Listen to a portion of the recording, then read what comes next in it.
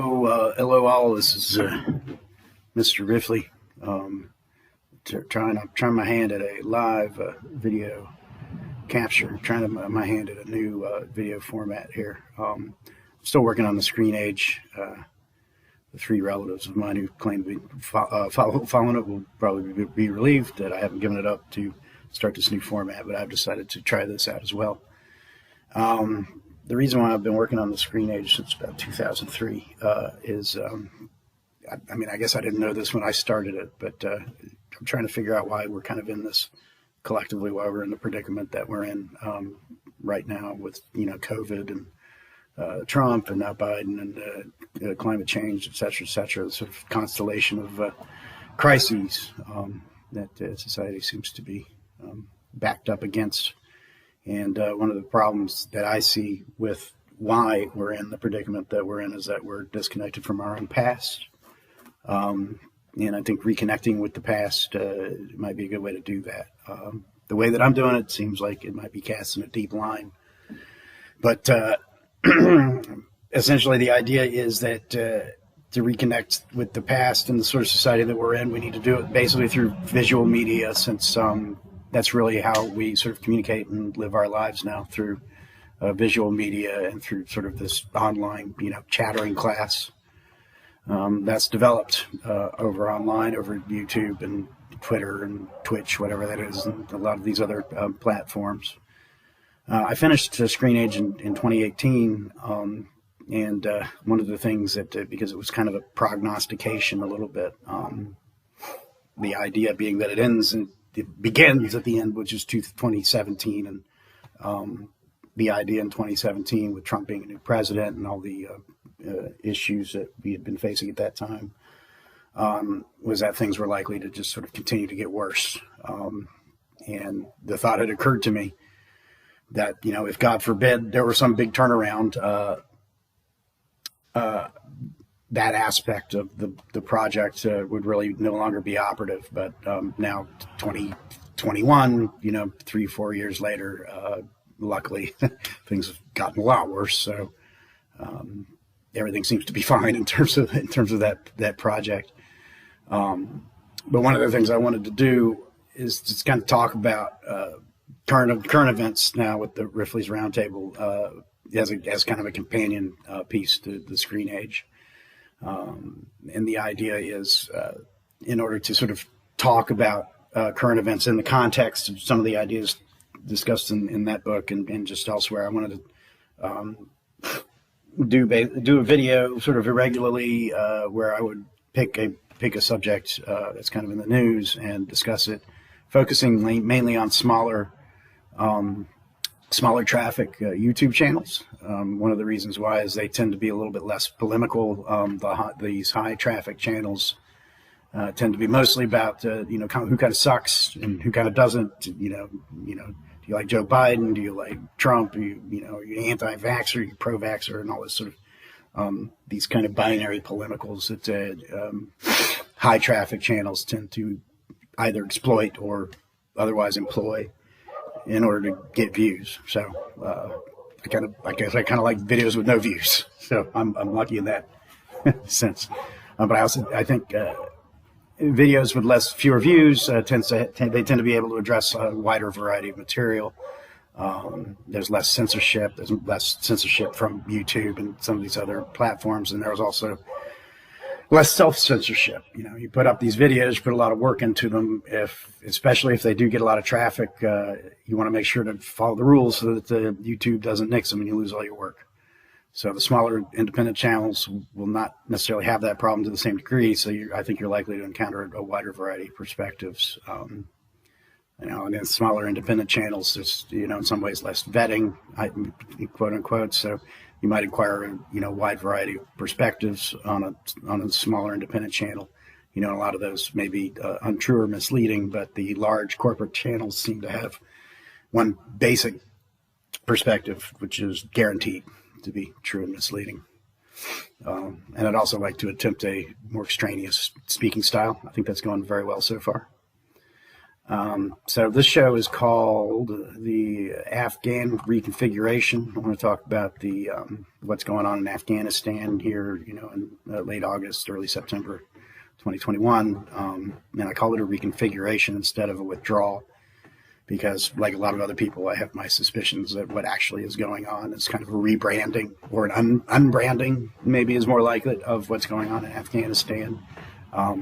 Since the government is so opaque, the system is so opaque, we're really left to guess as to what's actually going on in Afghanistan. But what I suspect is something's going on that is a lot like what seems to have happened in Iraq, which is, the troops have largely been pulled out, as far as I know. But instead of a complete, vacating of the country, as seems to have happened in Vietnam, we're sort of we're switching over to kind of drones and contractors and proxy forces.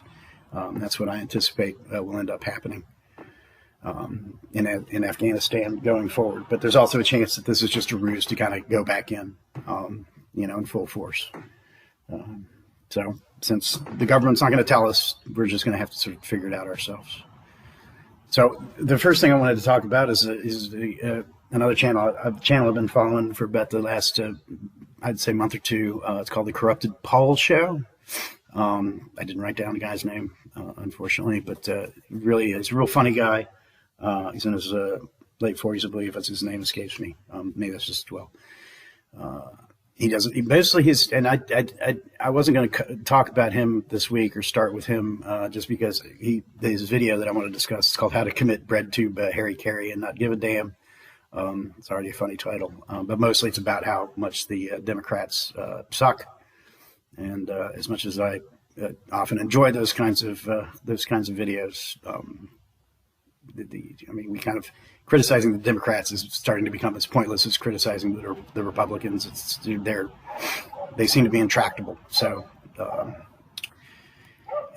but the reason why I want to talk about it this week and start off with it is because he mentions Bill Maher, and Bill Maher is going to come up a few times later in this episode and in subsequent ones.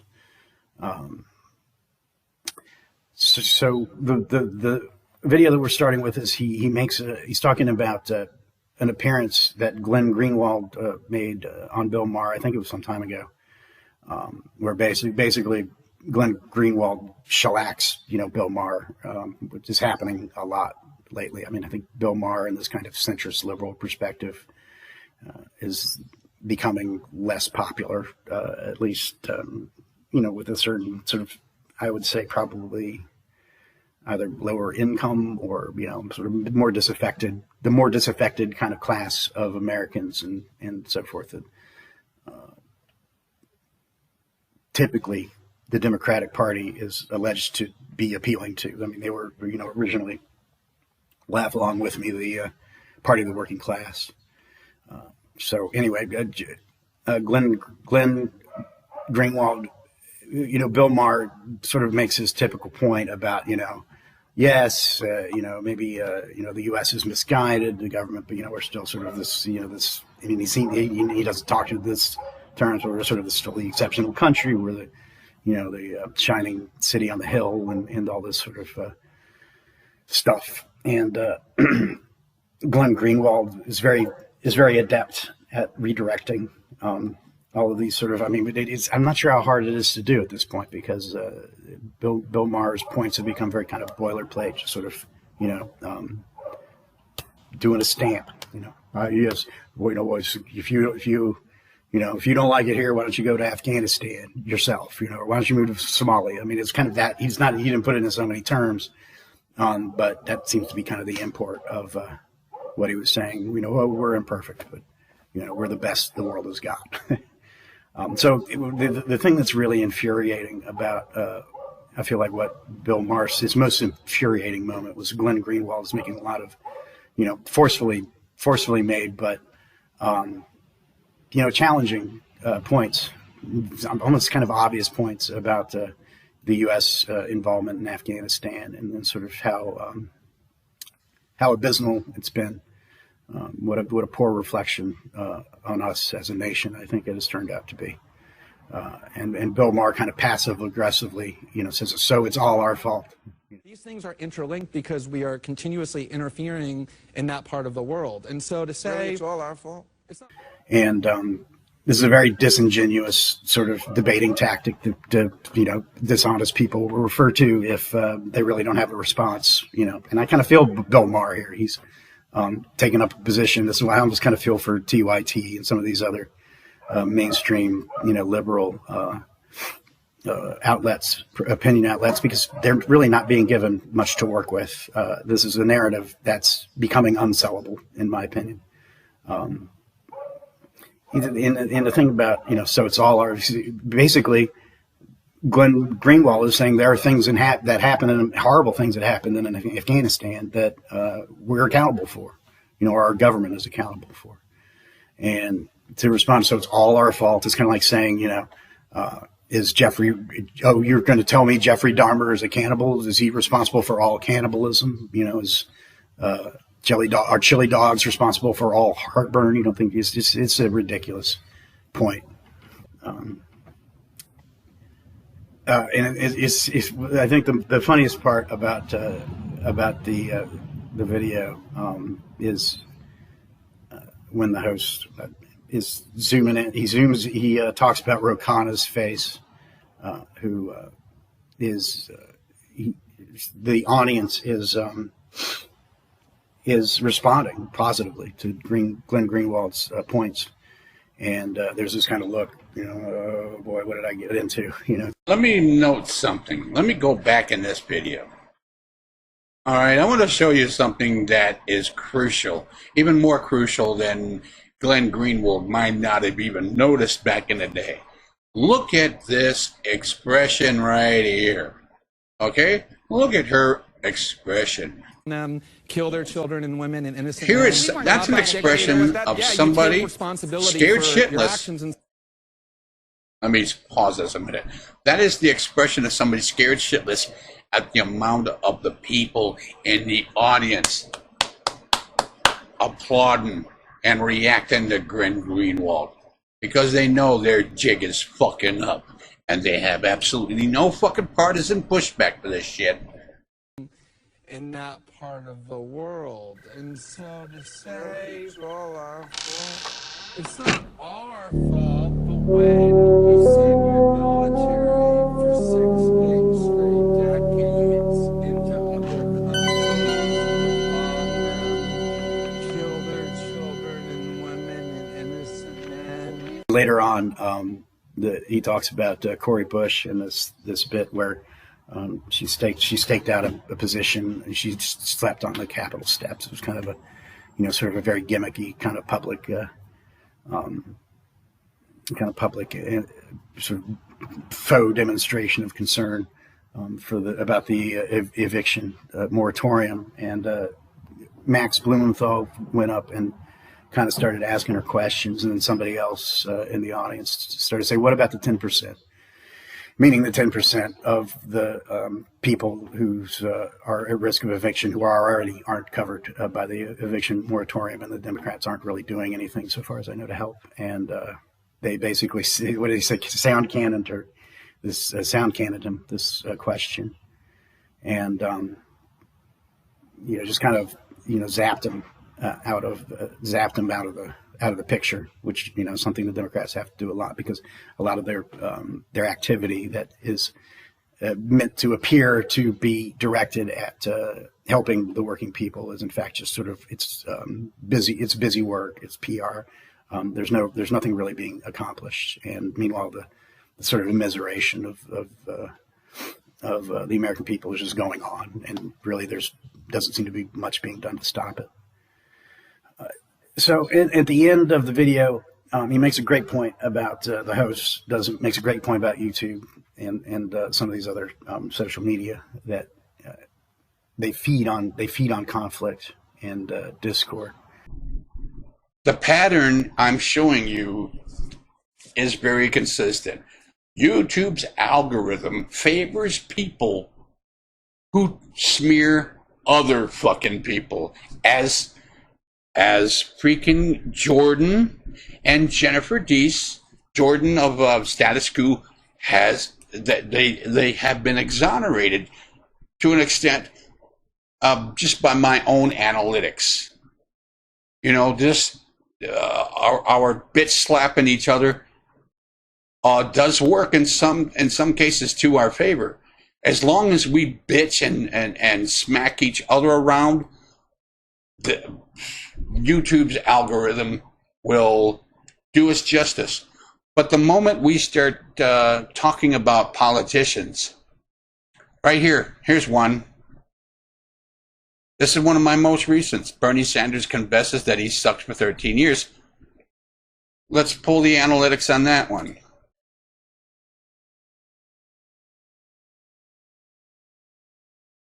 And it's at the bare minimum. It's at the bottom end of what's to be expected of the typical performance. I'm getting freaking... I got no subscribers. This thing got throttled. All my other videos on this subject, when I talk about people with actual power, and when some of us... let me make this big, because I think the point has been made. Even though it's probably... befouled my own nest to a degree. It does exonerate Jen Deese and Jordan Chariton of Status Quo, who said that the algorithm is favoring people who bitch slap leftists back and forth.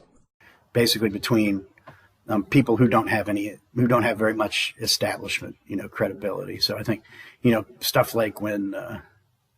Anna Kasparian and Jimmy Dore and TYT get into these sorts of conflicts, these internal sort of back and forths.